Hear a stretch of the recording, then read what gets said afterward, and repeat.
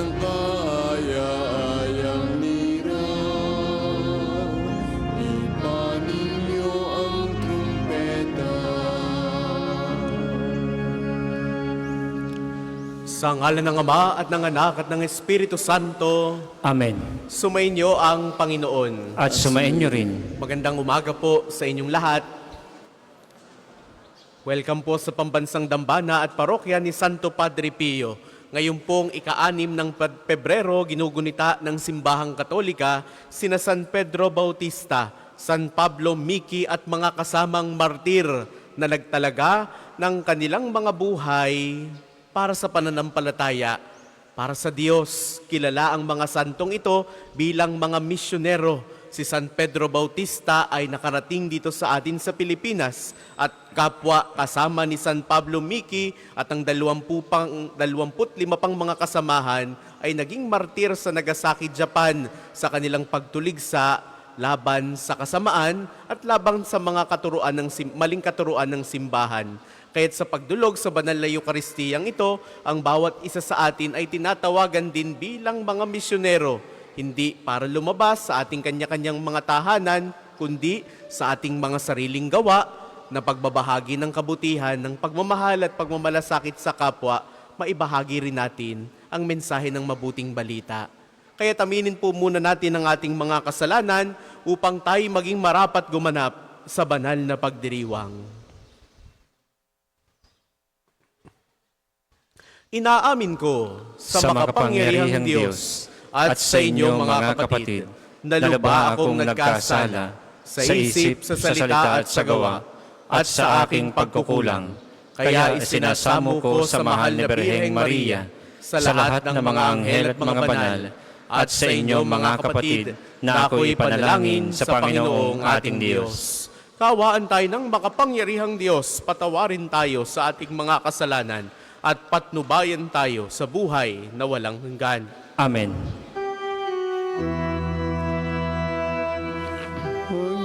Panginoon, kaawaan mo kami. Panginoon, kaawaan mo kami. Kristo, kaawaan mo kami. Kristo, kaawaan mo kami. Panginoon, kaawaan mo kami.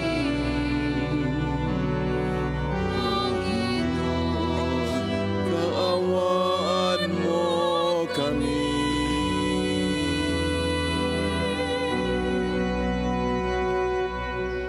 Manalangin tayo. Ang maraming makapangyarihan, ikaw ang pinagmula ng matapat na paninindigan ng mga banal, ang mga martir na sina San Pedro Bautista, San Pablo Miki at mga kasama ay minarapat mong tawagin upang mabuhay sa iyong piling. Matapos danasin ng krus ng pagtitiis sa kamay ng mga taga-usig, bunga ng kanilang pagdalangin para sa amin, mapangatawanan nawa namin hanggang kamatayan ang pananampalatayang aming pinanghahawakan. Sa pamamagitan ni Hesu Kristo, kasama ng Espiritu Santo, magpasawalang hanggan. Amen.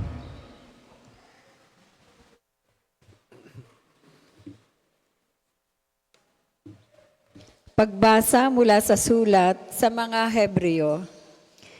Mga kapatid, hindi kayo lumapit gaya ng paglapit ng mga Israelita sa isang bundok na nakikita sa bundok ng Sinai na may nagliliyab na apoy, balot ng pusikit ng kadiliman, may malakas na hangin, may tunog ng trumpeta at tinig na nagsasalita.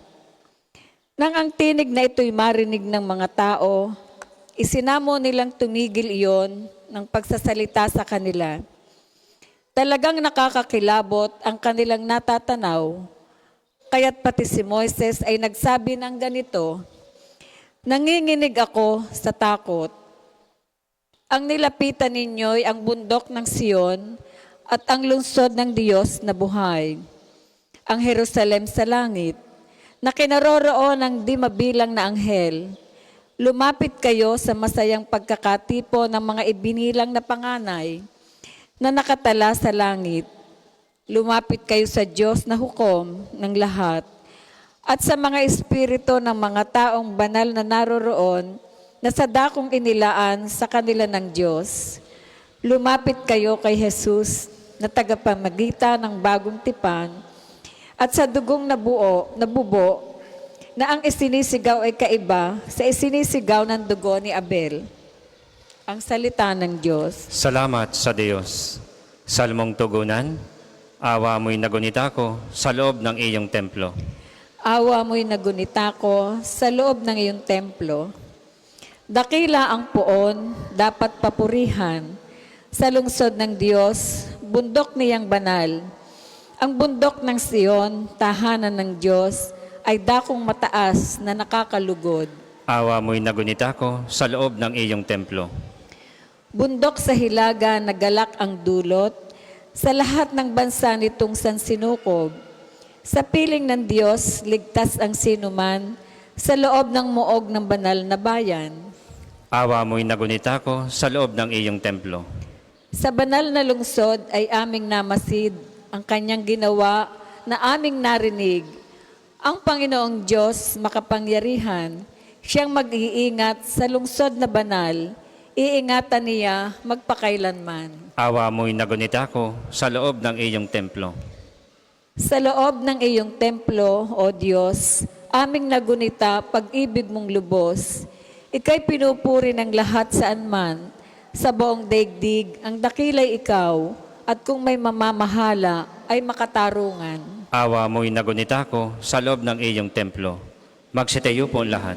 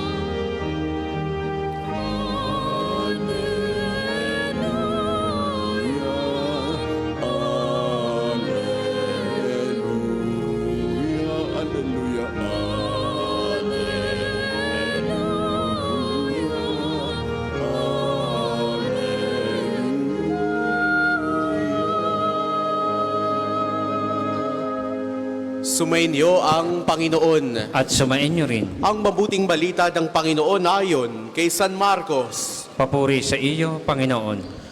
Noong panahong iyon, tinawag ni Jesus ang 12 at sinugong 12. Binigyan niya sila ng kapangyarihang magpalayas ng masasamang espiritu at pinagbilinan. Sa inyong paglalakbay, huwag kayong magdala ng anuman maliban sa tungkod, ni pagkain, balutan, salapi sa inyong lukbutan o bihisan ay huwag kayong magdala. Ngunit, magsuot kayo ng panyapak. Sinabi rin niya sa kanila, at sa alinmang tahanan ng inyong tuluyan, manatili kayo roon hanggang sa pag-alis ninyo sa bayang iyon. Kung ayaw kayong tanggapin o pakinggan sa isang dako, umalis kayo roon at ipagpag ninyo ang alikabok ng inyong mga paa bilang babala sa mga taga roon. Kaya't humayo ang 12 at nangaral sa mga tao na pagsisihan nila at talikdan ang kanilang mga kasalanan. Pinalayas sila ang maraming demonyo sa mga inaalihan nito. Pinahira nila ng langis at pinagaling ang maraming may sakit. Ang mabuting balita ng Panginoon. Pinupuri ka namin, Panginoong Hesukristo. Sa inyo pong lahat na naririto at nakikibahagi sa ating banal na pagdiriwang, sa mga sumasama po sa atin sa pamamagitan ng ating Facebook Live, sa inyo po mga nagmamahal at namimintuho kay Santo Padre Pio, muli po magandang umaga sa inyong lahat. Kapag po tayo ay nagbabiyahe, lilipad ng eroplano, sasakay ng barko o kung ano paman, we are always being reminded to travel light. Travel light. No? Ito ay basic na paalala sa atin sapagkat kahirap nga namang magdadala ka ng daming-daming gamit, ilang araw ka naman doon. O sabihin na nating magtatagal ka sa isang lugar, naroroon ang konseptong, sige, doon na lang ika ako, bibili ng dagdag na gamit kung may pangangailangan. O kaya naman ay magsisikap na lang akong maglaba ika. We are always being reminded to travel light. And it always makes sense, hindi po ba? Lilipad ka, lula ng eroplano, hindi gat meron namang weight limit. 7 kilo para sa mga hand carry baggages. Kung meron kang check-in, hindi gat 20 kilo, 35 kilos o 30 kapag papunta kang Europa, limitado pa rin. That's why we are always being reminded to travel light. Sa mabuting balita na napakinggan natin para sa araw na ito, ito ang konteksto ng paalala sa atin ng ating Panginoong Hesukristo. To always travel light. Nakita po natin kung paanong isinugo ng ating Panginoong Hesus ang kanyang mga alagad upang ipahayag ang mabuting balita. Sila'y hindi niya pinadala ng isa-isa, sila'y pinadala nilang dala-dalawa. At sa kanilang paglakad, sa kanilang paghayo, sila ibinigyan ng kapangyarihan upang magpalayas ng masasamang espiritu at pagalingin ang mga may sakit. Ano ang tagubilin ni Jesus?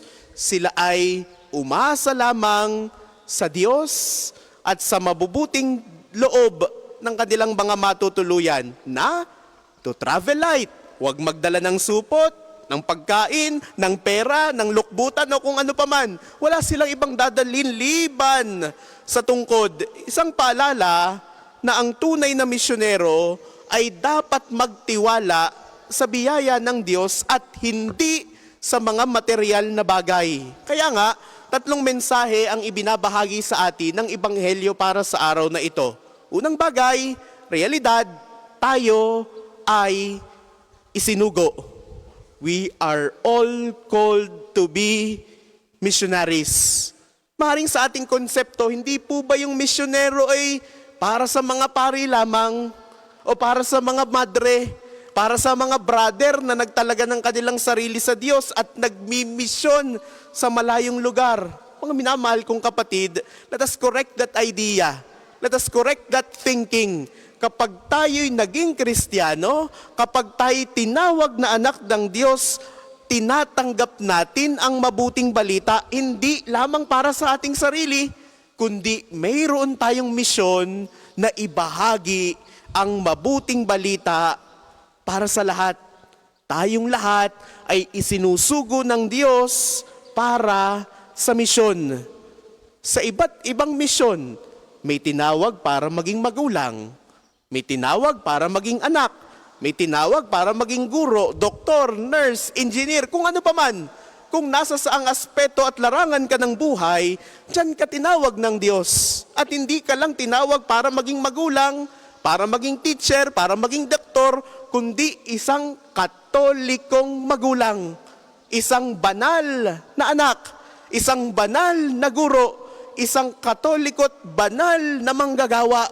Tinatawag tayo para maging misyonero, para ipahayag ang mabuting balita sa lahat sa pamamagitan ng ating kanya-kanyang buhay, sa simpleng gawa, sa simpleng kabutihan. Kaya muli, mga minamahal kong kapatid, sa paanong paraan kaya natin na ipapahayag ang pagmamahal ng Diyos sa ating kanya-kanyang buhay, sa pamilya, sa trabaho, o kahit sa ibang tao? Dahil tandaan natin, tayo ay isinugo.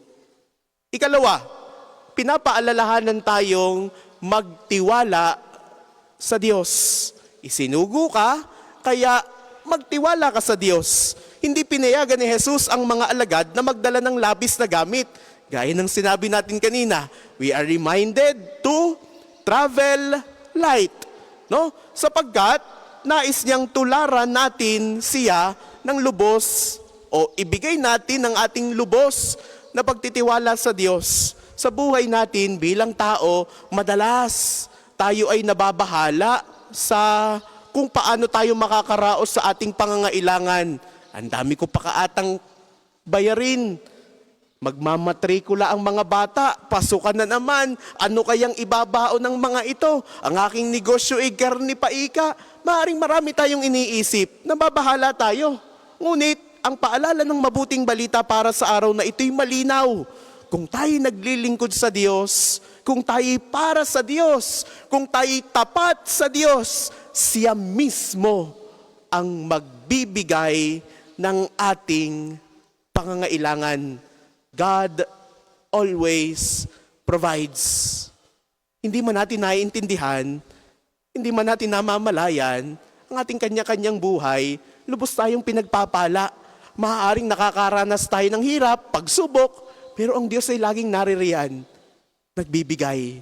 Kaya muli, ang paalala sa atin, ikalawa, magtiwala sa Diyos. Ikatlo, at kahuli-hulihan, maging matatag sa harap ng mga pagsubok. Hindi lahat ng tao ay tatanggap sa atin o sa ating misyon. Kaya nga ang sabi ni Jesus sa mabuting balita, kung ayaw kayong tanggapin, kung ayaw kayong pakinggan sa isang lugar, umalis kayo roon. Ipagpag ninyo ang alikabok sa inyong mga paa bilang babala sa kanila.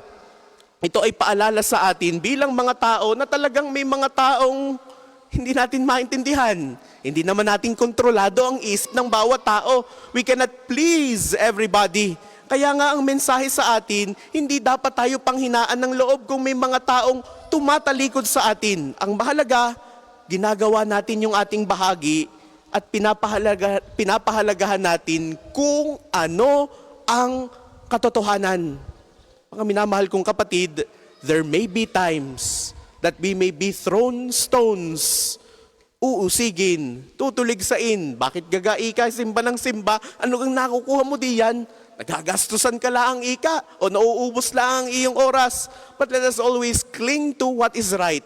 Let us always cling to what is always being called by the Lord. Ngayong araw, iniimbitahan tayo ni Jesus na suriin ang ating mga buhay. Ako ba'y tunay na sugo ng Diyos? Sugo ba niya ako sa aking pamilya, sa aking komunidad? Ako ba'y nagtitiwala sa kanyang probidensya? O masyado akong nag-aalala sa mga material na bagay? Paano ko nga ba hinaharap ang mga pagsubok? At paano ako tumatanggi alang-alang sa aking pananampalataya? Mga kapatid, patuloy nawa tayong magpahayag ng mabuting balita tulad ng isinabuhay ng mga santong ipinagdiriwang natin sa araw na ito. San Pedro Bautista, San Pablo Miki, at yung iba pang mga kasamahan na nagbigay at nag-alay ng kanilang mga buhay para sa pananampalataya. Hindi sinasabi ng Diyos na magpakamatay din tayo, kundi sa ating simpleng mga gawa, sa ating simpleng pamumuhay, maipakita nawa natin ang pananampalataya sa isip, sa salita, at sa gawa, at maging daluyan tayo ng pag-ibig at liwanag ng Diyos sa mundo. Today, each one of us is invited to travel light. Wala na tayong kailangang ibang dalhin, wala na tayong ibang kailangang alalahanin. Bagkus, ang mayroon tayo ay isang pusong nagtitiwala sa pagmamahal at biyaya ng Diyos. Para po sa mga maghahandog ng sobre, pakihulog na lamang po sa buslo.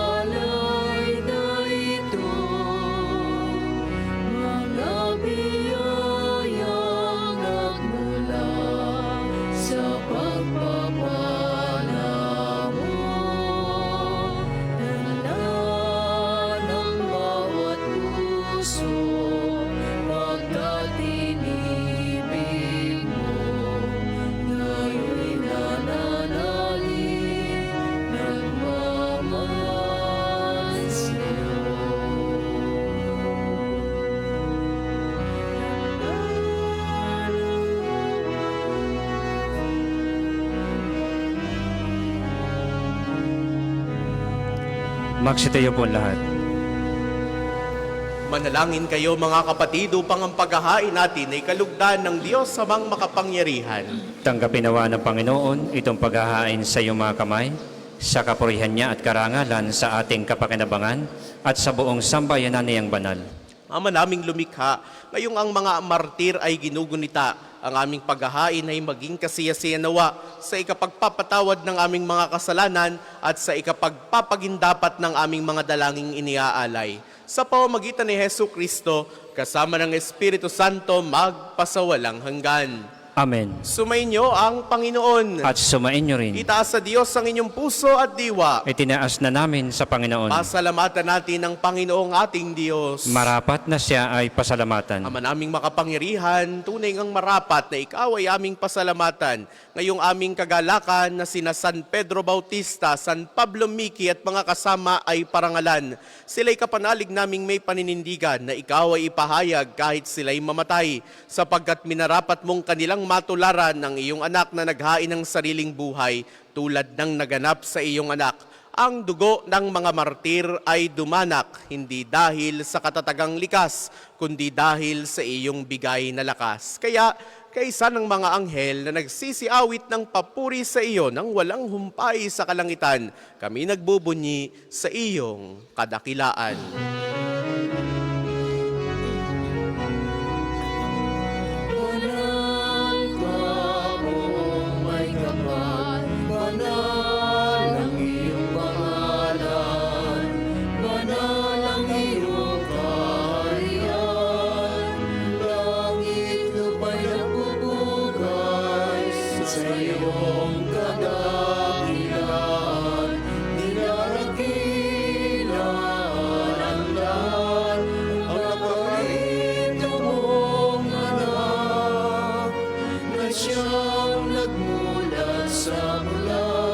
Sa kaya'y napanakan at nakiramay sa lahat.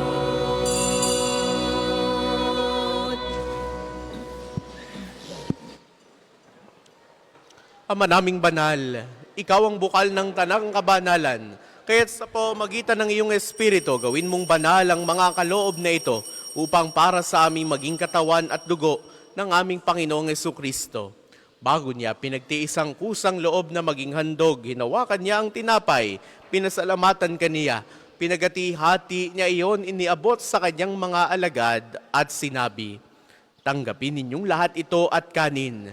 Ito ang aking katawan na ihahandog para sa inyo."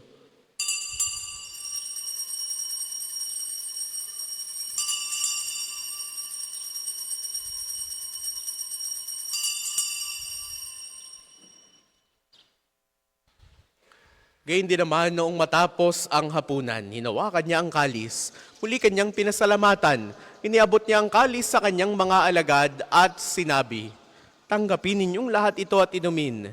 Ito ang kalis ng aking dugo ng bago at walang hanggang tipan, ang aking dugo na ibubuhos para sa inyo at para sa lahat. Sa ikapagpapatawad ng mga kasalanan, gawin ninyo ito sa pag-alala sa akin."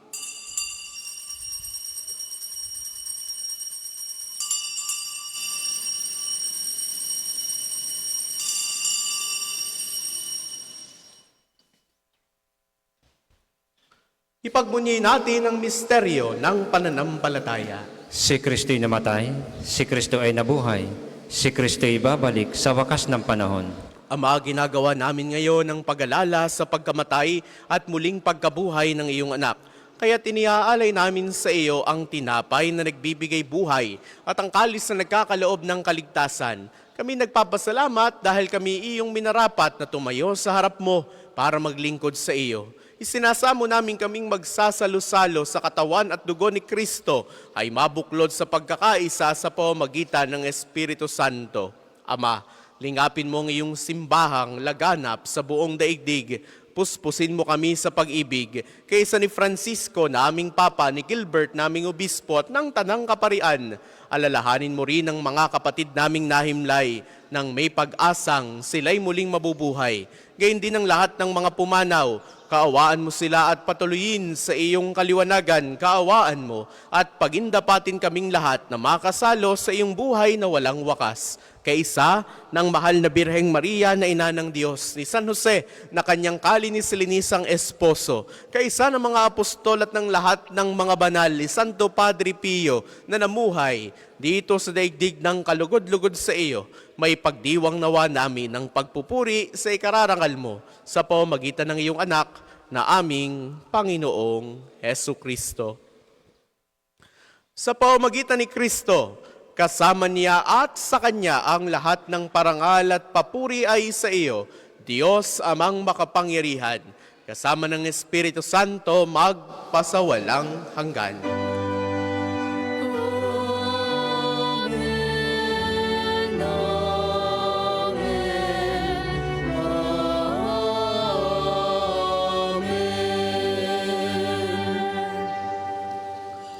Sa tagubili ng mga nakagagaling na utos sa turo ni Jesus sa Panginoon natin at Diyos, ipahayag natin ng lakas loob. Ama namin, sumasalangit ka. Sambahin ang ngalan mo. Mapasa amin ang kaharian mo. Sundin ang loob mo dito sa lupa para ng sa langit. Bigyan mo kami ngayon ng aming kakanin sa araw-araw. At patawarin mo kami sa aming mga sala para ng pagpapatawad namin sa nagkakasala sa amin. At huwag mo kaming ipahintulot sa tukso at ihadya mo kami sa lahat ng masama. Hinihiling namin kami adya sa lahat ng masama, pagkalooban ng kapayapaan araw-araw. Iligtas sa kasalanan at ilayo sa lahat ng kapahamakan, samantalang aming pinananabikan ang dakilang araw ng pagpapahayag ng tagapagligtas naming si Hesu Kristo. Sapagkat iyo ang kaharian at ang kapangyarihan at ang kapurihan magpakailanman. Amen. Panginoong Jesucristo, sinabi mo sa iyong mga apostol, kapayapaan ang iniiwan ko sa inyo. Ang aking kapayapaan ang ibinibigay ko sa inyo. Tunghayan mo ang aming pananampalataya at huwag ang aming mga pagkakasala.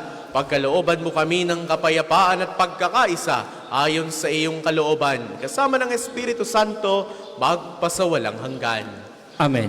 Ang kapayapaan ng Panginoon ay laging sumainyo. At sumainyo rin. Magbigayan kayo ng kapayapaan sa isa't isa. Peace be with you. Kordero ng Diyos na nag-aalis ng mga kasalanan ng sanlibutan, maawa ka sa amin. Kordero ng Diyos na nag-aalis ng mga kasalanan ng sanlibutan, maawa ka sa amin. Kordero ng Diyos na nag-aalis ng mga kasalanan ng sanlibutan, ipagkaloob mo sa amin ang kapayapaan.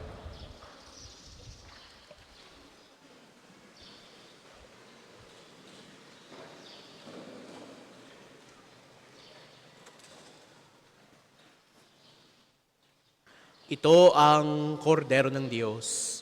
Ito nag-aalis ang mga kasalanan ng sanlibutan, mapalad ang mga inaanyayahan sa kanyang piging. Panginoon, hindi ako karapat-dapat na magpatuloy sa iyo, ngunit sa isang salita mo lamang ay gagaling na ako.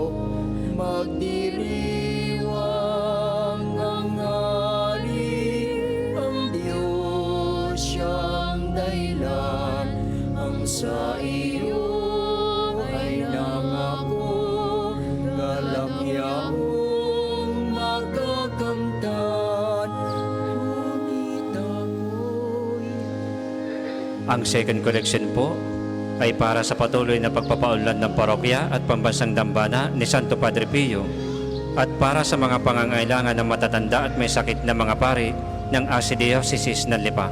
Salamat po sa inyong handog.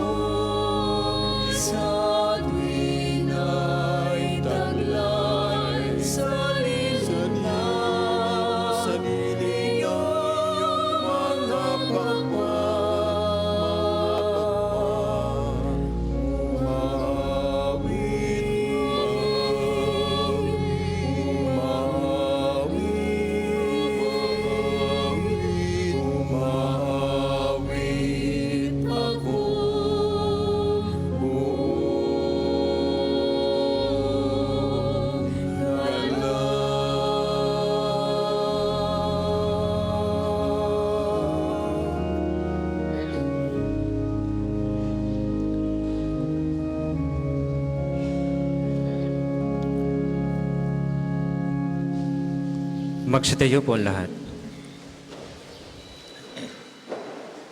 Manalangin tayo. Ama naming mapagmahal, kaming nakinabang sa katawan ni Kristo ay iyong pagbigyang. Sa pag-ibig niya'y huwag mapawalay kailanman. At ayon sa halimbawa ni na San Pedro Bautista, San Pablo Miki at mga kasama na mga martir mong hirang, kami naway magtagumpay alang-alang sa kanyang sa amin ay nagmahal. Sa pamamagitan niya, kasama ng Espiritu Santo magpasawalang hanggan. Amen. Panalangin ng pagtitiwala kay Santo Padre Pio. Padre Pio, tagay Pietrelcina, mongheng banal, pintakasing santo ng milenyong kasalukuyan, gabay namin sa pagtahak sa landasing makalangit, takbuhan sa pangangailangan, huwaran ng pagtitiis. Sa iyo namin inilalapit aming mga kagipitan, sa iyo po ibinibilin kalusugan at kabuhayan.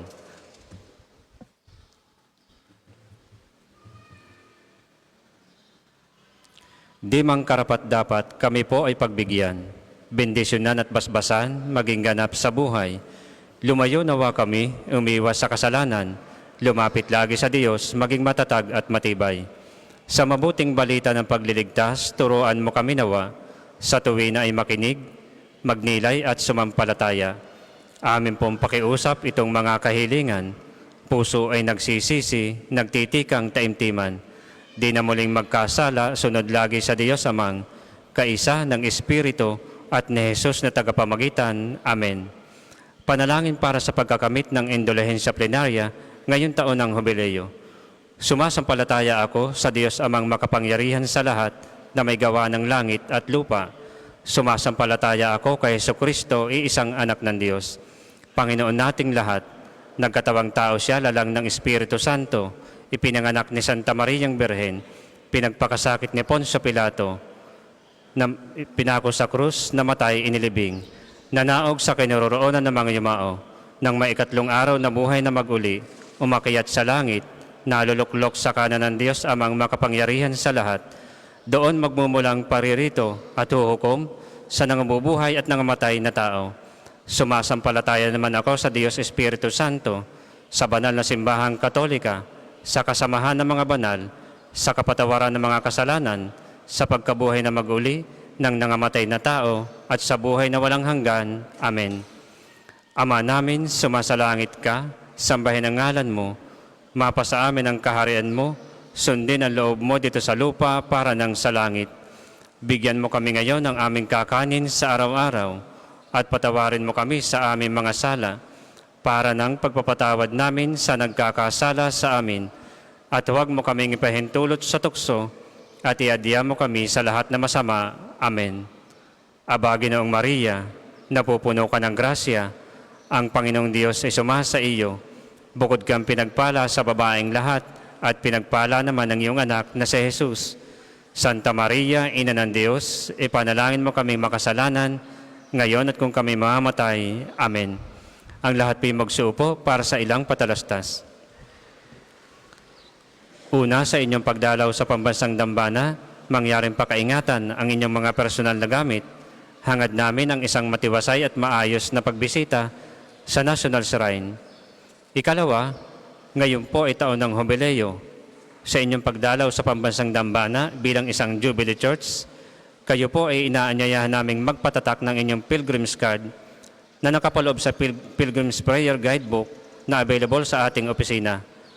Nakapaloob din dito ang kahalagahan ng pagdiriwang ng taon ng Jubileo, ang paliwanag tungkol sa indulhensya plenarya at mga panalangin kay Padre Pio. Halina't ating suportahan ang gawaing ito bilang mga manlalakbay ng pag-asa ngayong taon ng Jubileo. Ang susunod pong misa ay sa ganap na ika-12 ng tanghali. Maraming salamat po at mangyaring panatilihin natin ang kalinisan, katahimikan at diwa na pananalangin sa loob at labas ng ating mga simbahan. Ang lahat po'y magsitayo para sa pagbabasbas ng religious articles. Mari po nating ilabas kung tayo may mga biniling mga rosaryo, mga imahe, mga dasalan, langis, healing bundles, miracle rub. Mari po natin itong ilabas para ating mabendisyonan. Mga kapatid, manalangin tayo sa Diyos, samang makapangyarihan upang tayo ay maging kawangis ni Kristo sa taimtim na pagdalangin sa tulong ng mga larawan at mga dasalan. Manalangin tayo. O Panginoong Diyos, Ikaw ang bukal ng lahat ng pagpapala at biyaya. Ibuhos po ninyo ang inyong bendisyon sa mga gamit na ito sa pananalangin, ang mga rosaryong aming daladala, mga imahen, lalo tigit ni Santo Padre Pio, mga dasalan, langis, miracle rub, healing bundle sa nagpapaalala ng inyong kabutihan, kabanalan at pagmamahal sa amin upang ang lahat na dumulog at magdasal, gamit ang mga ito ay magtamo ng iyong awa at biyaya. Loobin mong tularan nila ang kabanalan ng aral ng Panginoon at ng mga santo magpasawalang hanggan. Amen. Ama namin, sumasalangit ka, sambahin ang ngalan mo, mapasa amin ang kaharian mo, sundin ang loob mo dito sa lupa para nang sa langit. Bigyan mo kami ngayon ng aming kakanin sa araw-araw at patawarin mo kami sa aming mga sala para nang pagpapatawad namin sa nagkakasala sa amin. At huwag mo kaming ipahintulot sa tukso at iadya mo kami sa lahat na masama. Amen. Aba, Ginoong Maria, napupuno ka ng grasya. Ang Panginoong Diyos ay sumasa iyo. Bukod kang pinagpala sa babaeng lahat at pinagpala naman ang iyong anak na si Jesus. Santa Maria, Ina ng Diyos, ipanalangin mo kaming makasalanan, ngayon at kung kami mamatay. Amen. Ama namin, sumasalangit ka, sambahin ang ngalan mo, mapasa amin ang kaharian mo, sundin ang loob mo dito sa lupa para nang sa langit. Bigyan mo kami ngayon ng aming kakanin sa araw-araw at patawarin mo kami sa aming mga sala para nang pagpapatawad namin sa nagkakasala sa amin. At huwag mo kaming ipahintulot sa tukso at iadya mo kami sa lahat na masama. Amen. Luwalhati sa Ama, sa Anak at sa Espiritu Santo, kapara noong una, ngayon at magpasawalang hanggan. Amen. Sumainyo ang Panginoon. At sumainyo rin. Naway pagpalain kayo ng makapangyarihan at laging nagmamahal sa ating Diyos, ang Ama at Anak at Espiritu Santo. Amen. Taglay ninyo sa inyong pagalis ang kapayapaan ni Kristo. Salamat sa Diyos.